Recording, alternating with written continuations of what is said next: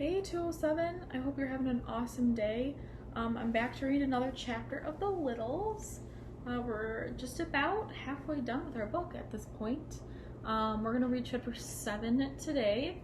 Let's do a little recap so you can remember where we are. So far we've obviously met the Littles, met their whole family. They live in the Biggs house, and remember they live in the walls in secret, so the Biggs don't even know they're there. They're little people, but they do have tails, kind of like mice. And our story started out with the Big family going on vacation. So a new family came and moved into the house, but we learned that this family is very, very messy, which means that there were garbage and food and crumbs everywhere, and that attracted mice. And in our last chapter, the Littles were being attacked by mice, and they got into some fights. And Tom, the boy, had a fight with a mice, with some mice, and it did not go well. And that's where we're starting off today.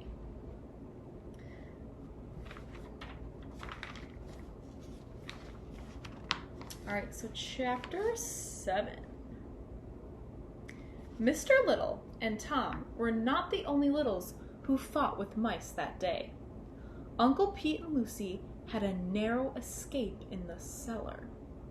They had begun burning trash at the hot water heater when two mice trapped them. Uncle Pete and Lucy were under the water tank next to the burner, and there was no safe way out.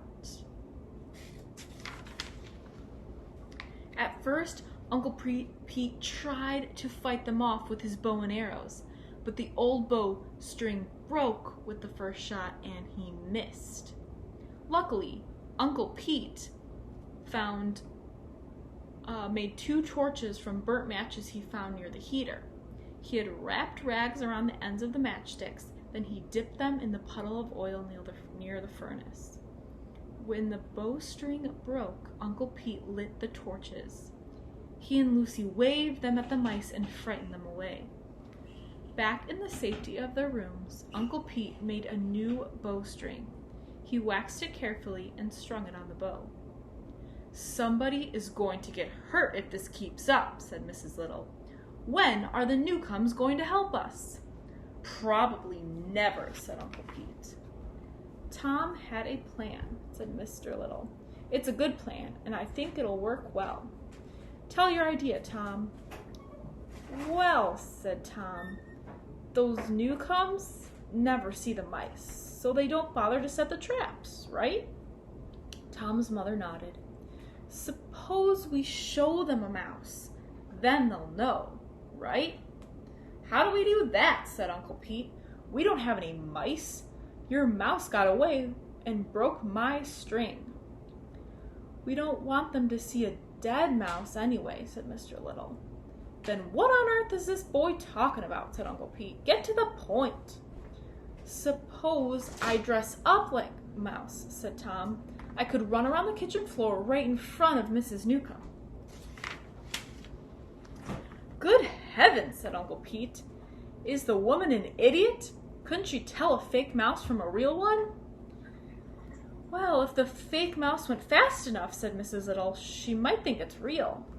"There's only one thing wrong with Tom's plan," said Mr. Little. "I'll do the mouse running.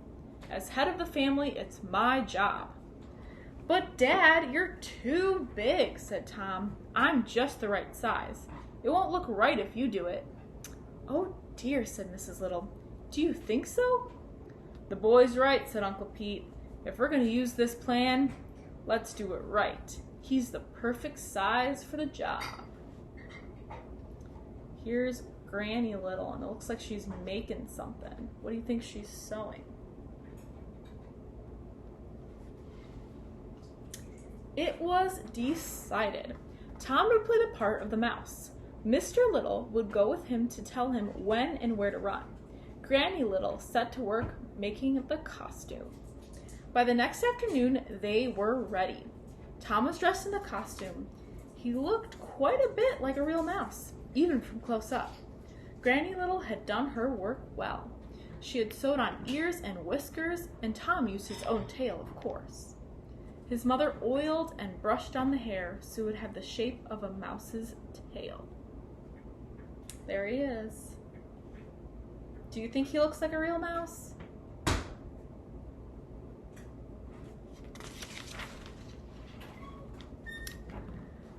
Tom, you look a fright, said Mr. Little. Uncle Pete came into the room. Mrs. Newcomb's in the kitchen now, he said. It's time you get a-movin'. Just a minute, said Granny Little. She was on her knees making some last-minute changes. It's too loose around the ankles. You don't want him to trip, do ya? Lucy stood behind her mother, sneaking looks at Tom. Mother, doesn't he look awful? She said.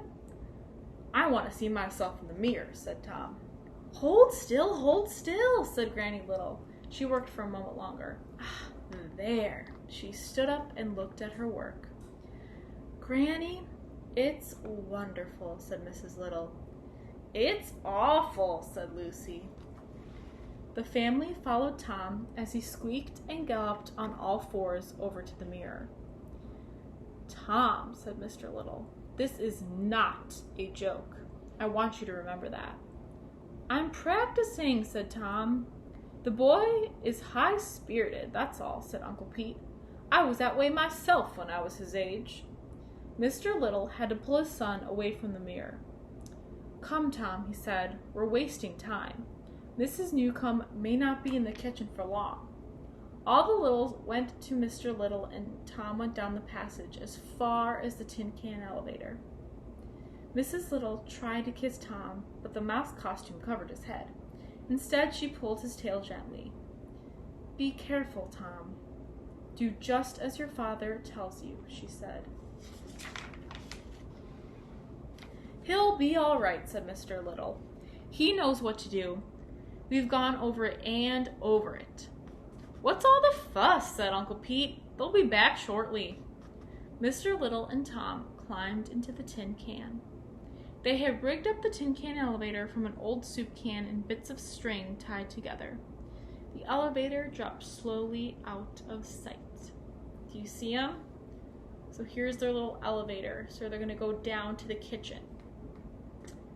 It's the first time any of the big people have ever seen any of us, said Mrs. Little. And the only real part of Tom they'll see is his tail. Down in the kitchen, Mr. Little hid behind a wastebasket. He got ready to give Tom the signal to go. The tiny man held up his hand, waiting for the right moment. If Mrs. Newcomb was too close, she might step on Tom. But if she weren't facing the right way, she might not see Tom run across the floor. Mr. Little waited. Tom watched his father carefully.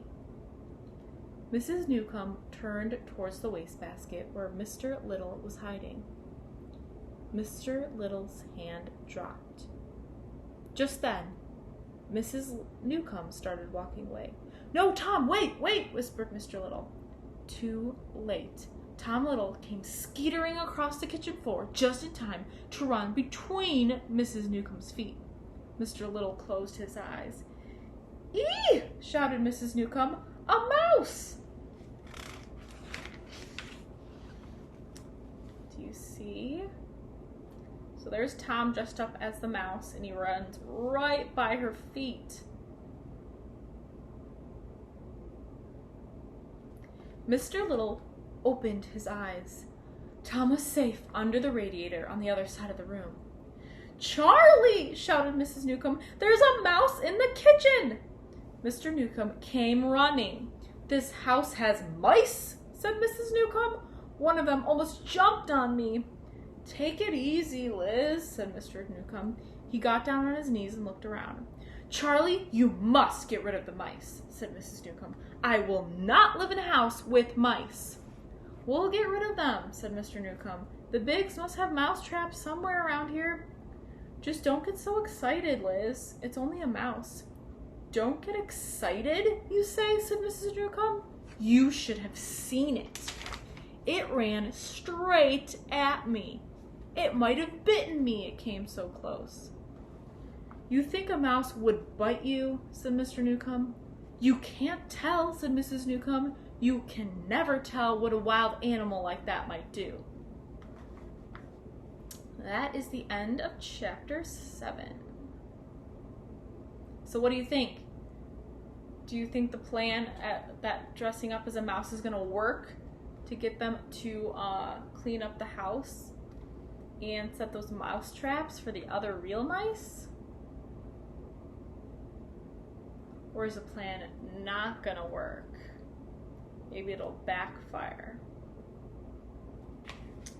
Well, I hope you enjoyed chapter 7. As always, there's some Kahoot questions that you can answer about chapter 7 in the description. Talk to you guys soon. Bye.